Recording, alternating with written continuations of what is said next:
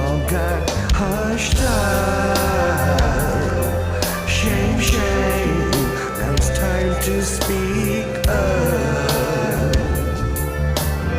Once upon a calm June day, to tell this we should all begin sailing on the sunny land, a U.S.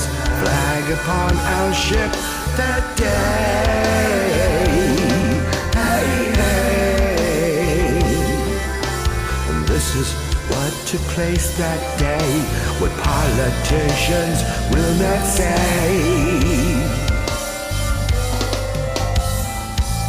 Let us not forget the men of the USS Liberty and what they did that day. They were unarmed, fresh from the morning calm, all hands on deck alarmed. From out of heaven came the bombs. Let go me. Cannon, rockets, napalm too, torpedoes tried to sink the crew. A monkey in an admiral suit, they tried to keep us from the truth. So Google up and you will see the USS Liberty, the story of a fine young man when politicians failed us back then. Shame, shame.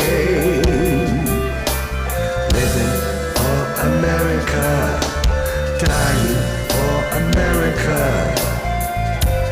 Never forget, never forget the brave men of the Liberty, standing for America, dying for America.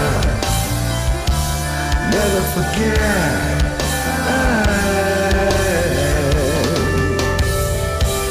Never forget.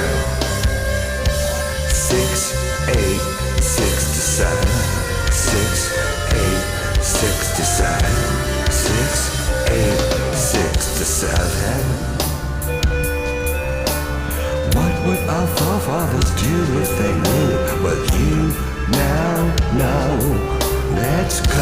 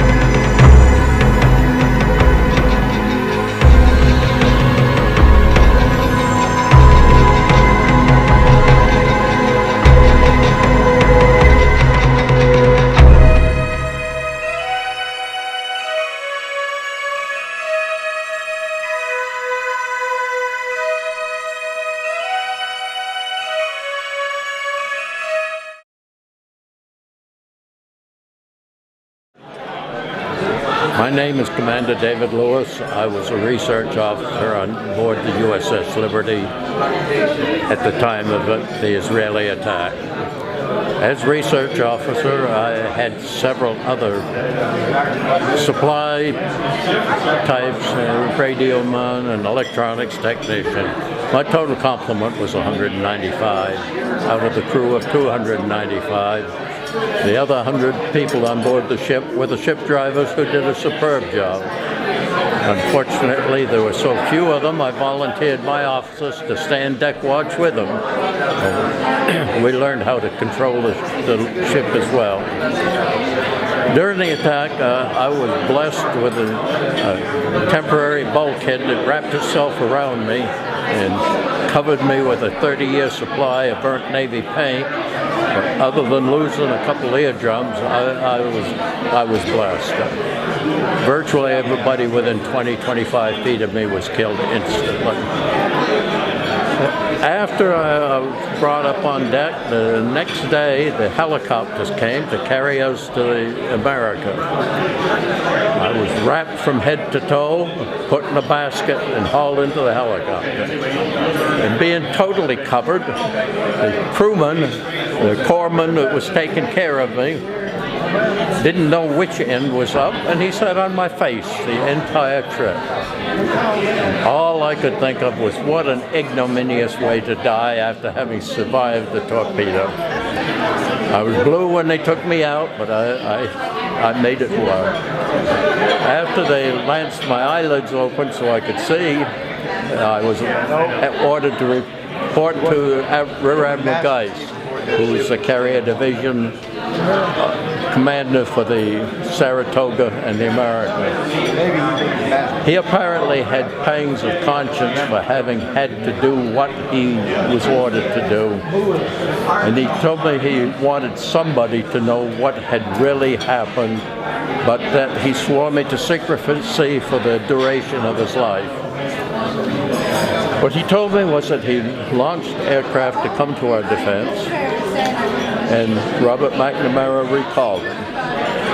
We were in a nuclear weapons drill at the time, and he thought some idiot in Washington suspected that he had launched nuclear weapons to come to the assistance of the Americans. So he reconfigured a flight of aircraft that were incapable of carrying nuclear weapons, and he relaunched it, and again notified via Credicom the White House and McNamara. And McNamara again ordered the aircraft recalled. Admiral Geist challenged the order. He said the Americans are being killed and we need to go to their assistance. At that point, Lyndon Johnson came on the line. He said, I don't give a damn if the ship sinks and all the Americans are killed. I will not embarrass my allies. Well, that was 3 hours before he's notified who the allies were.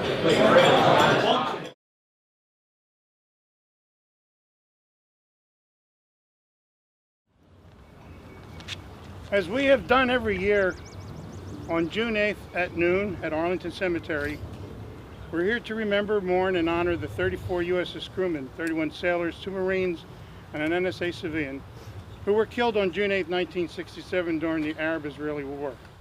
In addition, let's not forget those of the Liberty crew that have since passed, especially our skipper, Captain William McGonigal, recipient of the Medal of Honor, who was buried up the hill. We did not have the ability to fight back, as the Liberty was not a man of war, but an intelligence ship. Our attackers knew that, and the Liberty was safe target practice. When all was said and done, America indicated that the attack was accidental, and our attackers were given a free pass by President Lyndon Baines Johnson. We will not go quietly into the night. America, are you listening to us? You gave us honesty and integrity to be assigned to a highly classified intelligence ship. You taught us to determine what is right and wrong. You gave us the passion and the will to complete our mission despite any adversity. Yet the Navy, at the behest of the White House, abandoned us on the fire. Did you hear us, America? Yes, America, you abandoned us. Why? Our country sent us into wartime conditions and refused our request for a destroyer escort, and then prevented 6 fleet planes from coming to our aid, and then ordered us never to talk about the attack to anyone. The gag order worked from 1967 until Jim Ennis's book was published in 1979. The American public had no idea what happened to us. Our adversaries never realized our love of country would compel us to keep on fighting for the truth to be known about the cowardly attack killing 34. America, you taught us that we should be remiss if we did not stand up to this terrible wrong. Yes, America, the crew of the USS Liberty has been abandoned. The Navy Court of Inquiry turned out to be fraudulent, as indicated by Captain Ward Boston, the Legal Navy Inquiry Counsel, to a sworn affidavit, and others. What happened to the Code of Military Justice? The conclusion is that 291 sailors and 2 Marines were denied justice by interference from the White House. That is judicial interference at the highest level. In seeking justice, in 2005, the USS Liberty Veterans Association filed a formal war crimes report to the Pentagon, and they refused to look into our claim whatsoever, because the aforementioned Navy Court of Inquiry completed the formal investigation, and a new investigation was not needed. Are you getting the picture? Hear us, America, as our Congress has not and will not investigate this attack, even though our Constitution, Article 1, Section 8, mandates, and I quote, "The House of Representatives shall define and punish pirates and felonies committed on the high seas and offenses against the law of nations."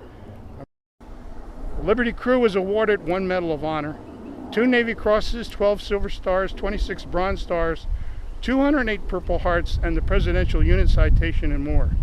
The U.S. Liberty is the most decorated naval ship for a single engagement, and we are diminished and curtailed by the power structure from giving the USS Liberty the proper place and prestige warranted for this high honor in history. To wit, the Navy cannot name a new ship USS Liberty for fear of offending certain people. Littoral Combat Ship, LCS-2, was supposed to be named USS Liberty to augment other LCSs, USS Freedom, USS Independence. That lasted about 2 months, and the Liberty name was dropped. Soon, the Navy will launch a USS Lyndon Baines Johnson destroyer. This is the same man that gave our attackers a free pass for killing 34 Americans in the attempted murder of 294. I have faith in the collective American soul. As a believer in prayer, I know our God will not let us down. Our numbers are growing at leaps and bounds. When our truth and justice comes, some folks are going to be very upset. Please wake up, America, soon. I pray God will bless America for using us to realize the tragedy that is taking place. Voltaire stated, "To learn who rules over you, simply find out who you're not allowed to criticize." Eileen Fleming, front and center.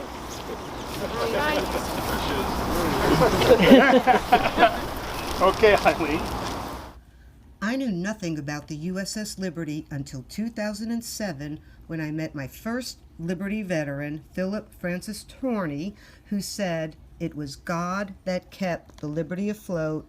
I knew in a flash I would do more than just listen to him."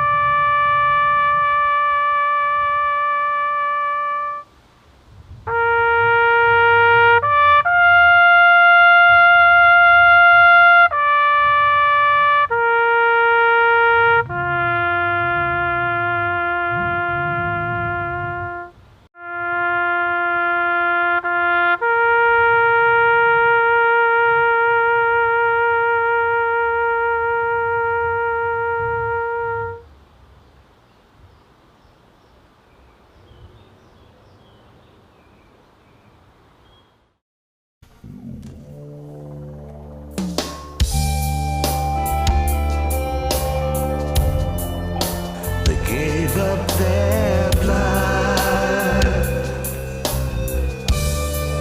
and it all got hushed up. Shame, shame, now it's time to speak up.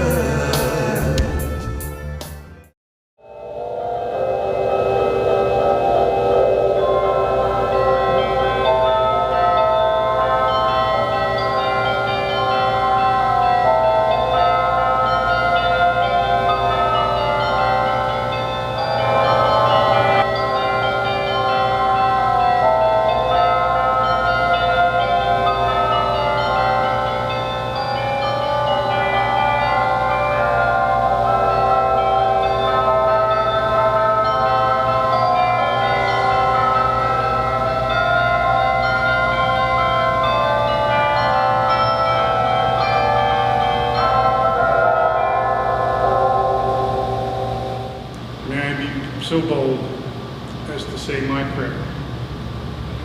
Please help us and provide us the grace and wisdom to do your will, to work for the return of greater honesty, justice, and humanity to our America. Amen. I invite, I believe, our single solitary Marine to please stand for the playing of the Marine March.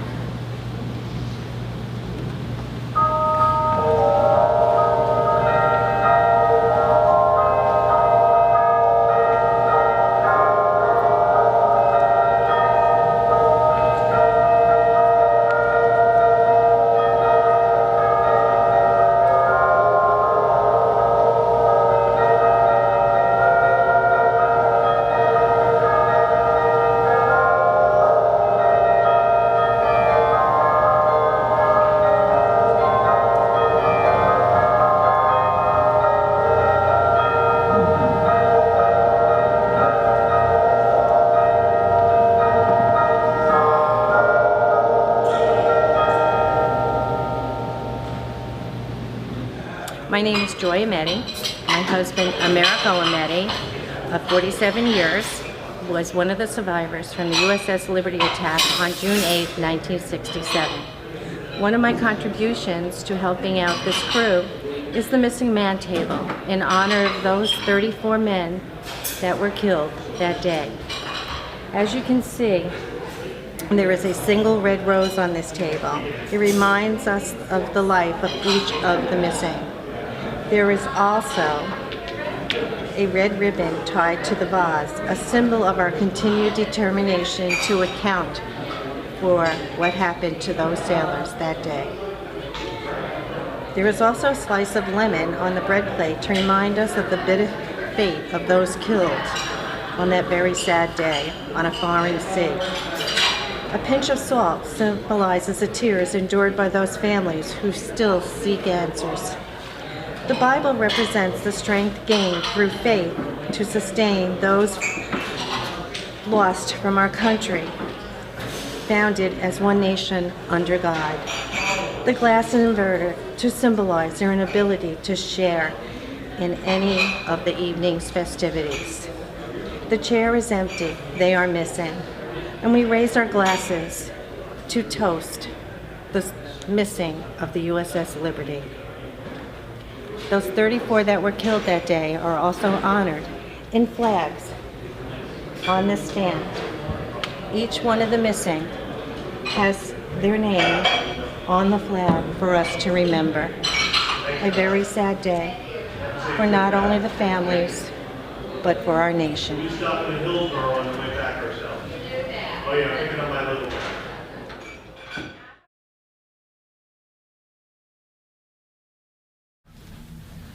Hi, I'm Larry Bowen, CTR2.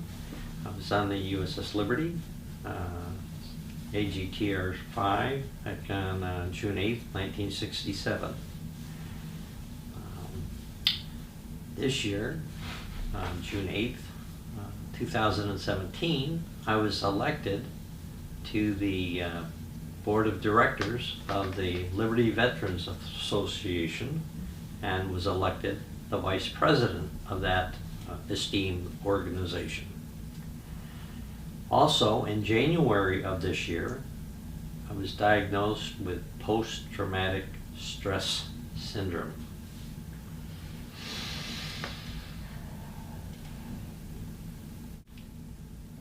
For the American people, I hope someday our Congress will eventually take it upon themselves to fully investigate the truth of what happened to the USS Liberty on June 8th, 1967, and conduct a formal court of inquiry into the attack on the USS Liberty and tell the American public the truth about that attack and bring the true story to the American people. Thank you, and thank the crew of the American USS Liberty, and bring honor to the crew and our fallen shipmates. God bless America. Yeah. I'm Bryce Lockwood. I retired as a gunnery sergeant from the United States Marine Corps in 1972. In between watches in Bremerhaven, Germany, I'd had the day watch and I got to go in for the mid watch that night. And I'm trying to sleep and I wake up with this awful nightmare of and the guilt feeling and not being able to do anything about my friend Ronnie Campbell. And I just burst into tears and I'm sitting here, just can't control myself and I'm sobbing. And, oh, I'm sorry. I'm sorry. I'm sorry. And my wife came in and put her arm around me and she said, "Honey, what's wrong?" I'm having nightmares and I'm just sobbing and crying, and she just put her arm around me and was stroking my head and it's okay, shh, honey, it's okay, it's gonna be all right. And really, I mean, she's just a country girl, small town country girl, but she was doing the right thing. We've been married 57 years now. I'm sorry. Okay, my name is Philip F. Turney. I'm a crew member, a former crew member of the USS Liberty, AGTR 5. The A stands for auxiliary, G stands for geographical, T stands for research, 5 stands for the 5th class of the ship. And I was fortunate enough to get aboard that ship in 1965. I'm a 20-year-old kid, 3rd class petty officer. Now I'm in charge of this repair party. So we did what we were trained. By the way, on that ship, all we did was train. We did that continuously, night and day, sometimes twice a day.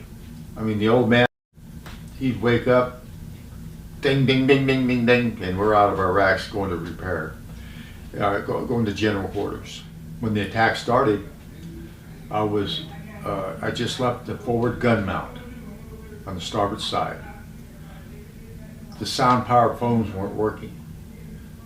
And I was told by the gunner's mate that the phones weren't working. Napalm is a weapon that was developed during the Vietnam War, and the purpose of it was to maim and kill you, and it would literally suck all the air out of the area.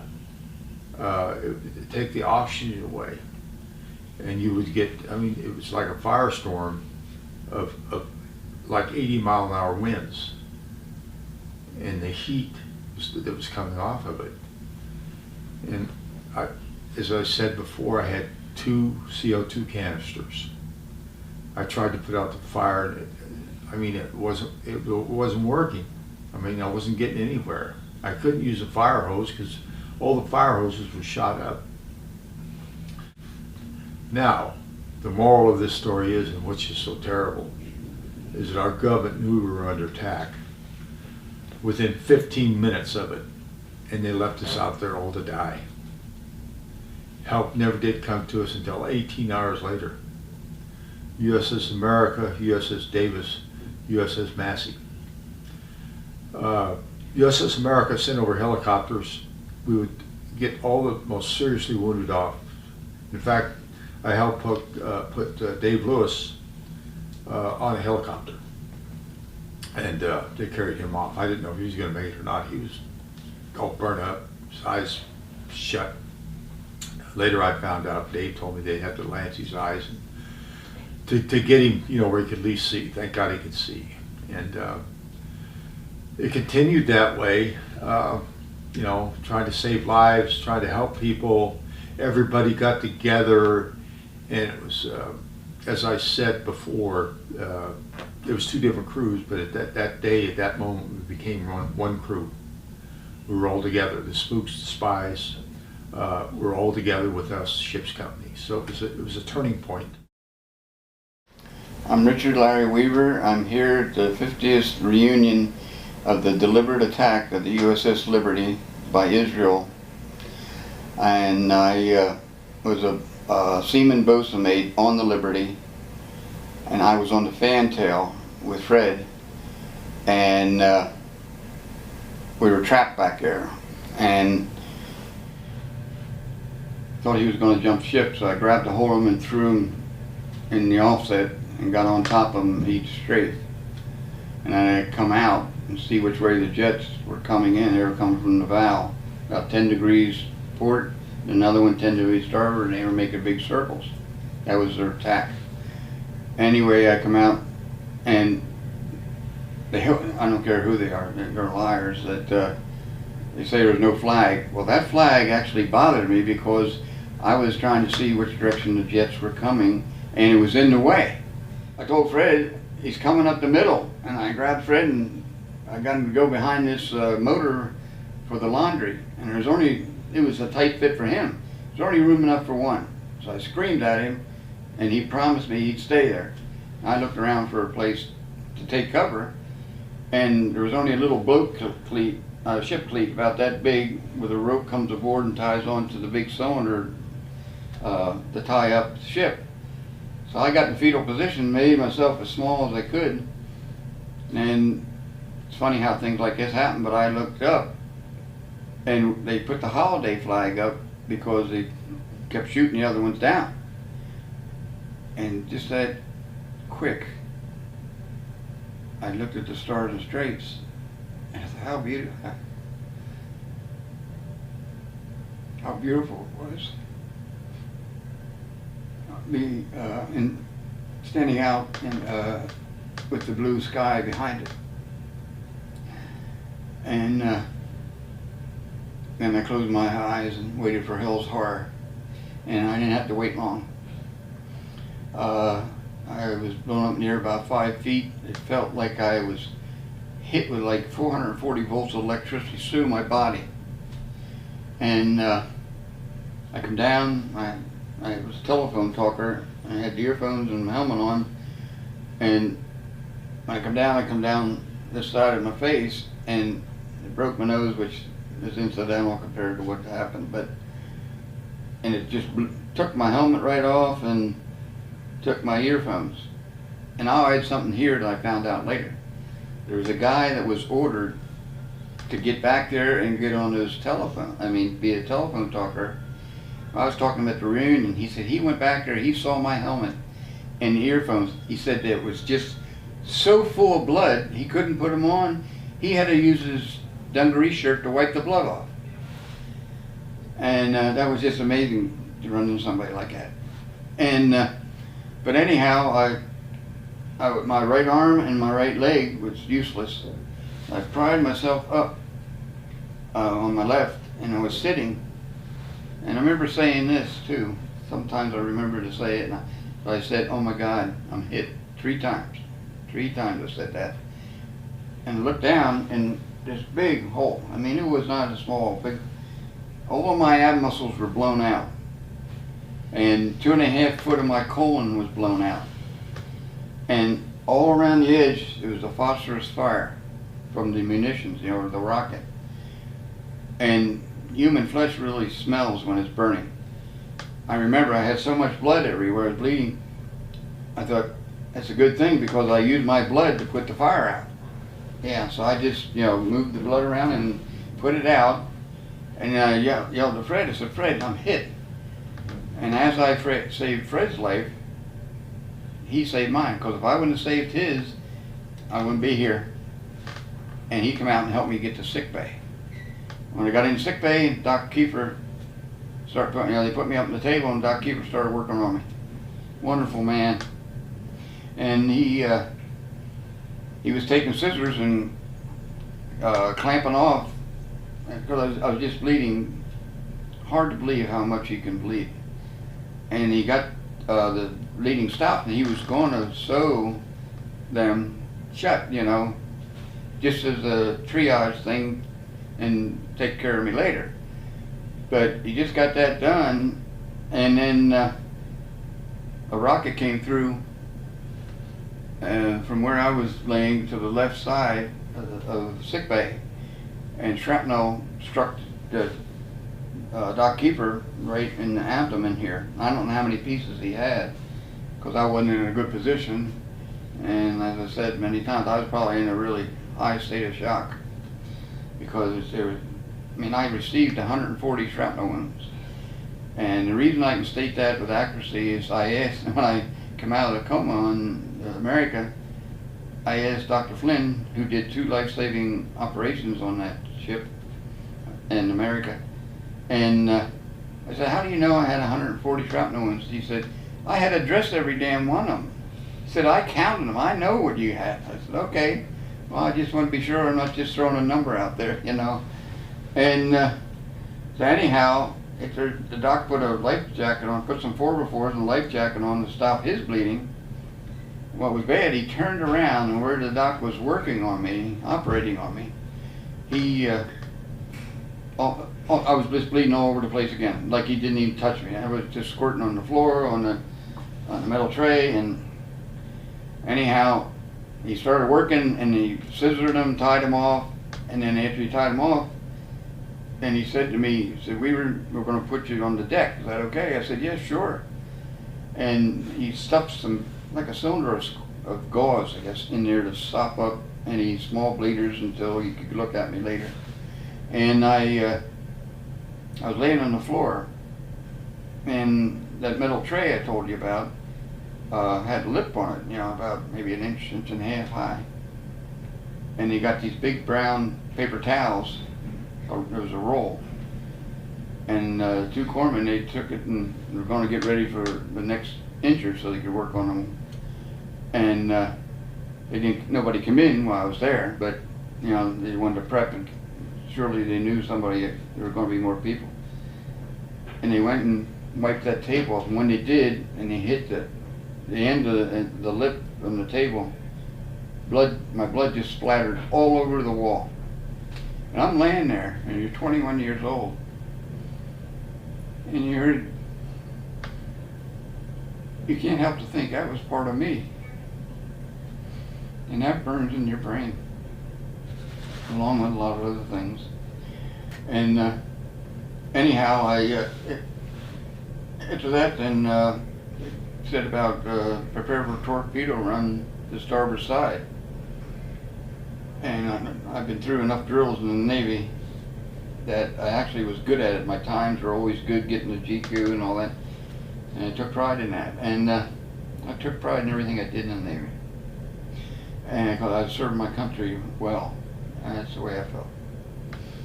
And I said, Fred, if you call a man ship, I said, you get me out of here and get me to life raft.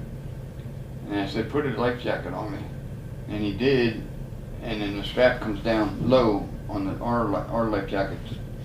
The dock keeper's life jacket, you know, was a bulkier looking, older style jacket. Well, when he inflated the CO2s of mine, it just pulled that strap on my back. That's the first time I realized how badly I was wounded in my back. And I had unbelievable amount of shrapnel near my spinal cord. I mean, Dr. Flynn told me there was one piece, it was about a 1/16 of an inch from severing it. He said, I don't know how in the hell it didn't, that you're able, because they had to learn to walk in America, and I can only do 3 steps. But he was checking out my motor skills. I know that's what he was doing. Now you sort of understand the type of damage all my shipmates and myself have from being deserted and given a death sentence by President Johnson. With Johnson and Washington, because they're involved ever since that time, not just completely ignoring us, that keeps the damage alive inside, because you still are not able to express the truth. They won't let us exercise our constitutional right to testify. And I want to put this out there for the youth today. Remember what I'm saying, that if Washington deserted the USS Liberty, who had no firepower, and we had all kind of firepower around us with carriers and everything else. The one Captain Tully, he was unbelievable with the damage, because he cried to me at one reunion. He had so much firepower and he couldn't use it to help us. I don't know. It would be a terrible feeling.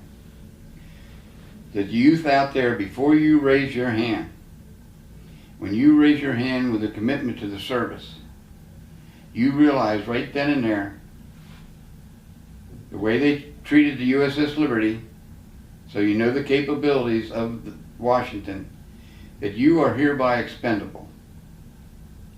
They could care less.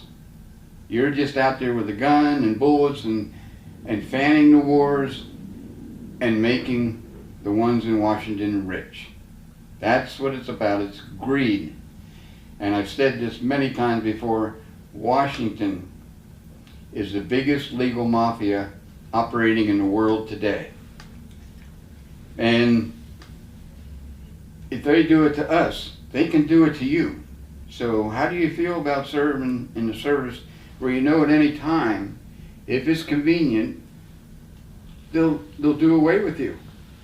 Your families won't, they'll be suffering the rest of their lives, but not for the freedom of America. It's for the freedom for Washington to fill their back pockets. That's what it's about.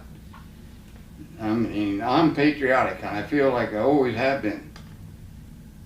But be careful with your patriotism that you don't get killed for it. And I don't know what else to say except get help out there. Because I'm a prime example, because I'm really actually, might not seem like it because I'm emotional, and I'm still in pain yet. But if I can do it, you can do it. And it's just not fair to live this kind of life and still be ignored. And I'll die. By my last breath, I'll be dying to fight that we can just, all we want to do is express and have justice for the liberty.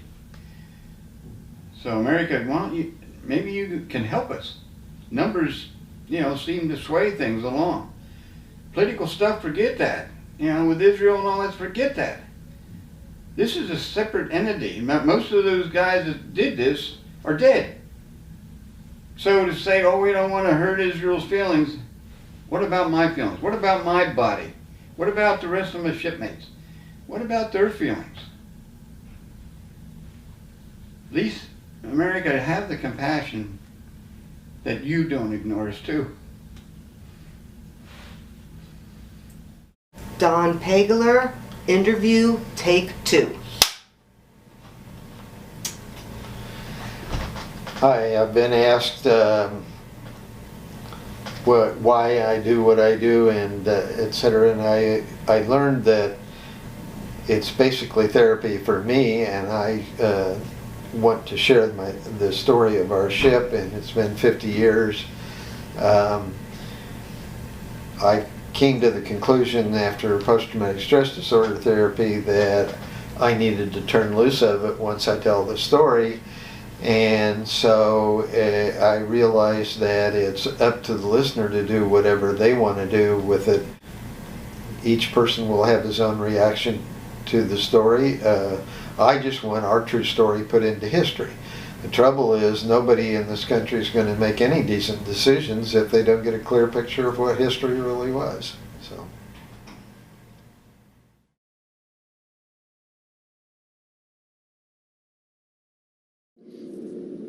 Resolution number 40, subject USS Liberty, origin Washington. Resolved that the American Legion calls upon the 115th United States Congress to publicly, impartially, and thoroughly investigate the attack on the USS Liberty and its aftermath, and to commence its investigation before the end of 2017, the 50th anniversary of the year of the attack. America, dying for America. Never forget, never forget the brave men of the liberty, standing for America, dying for America. Never forget.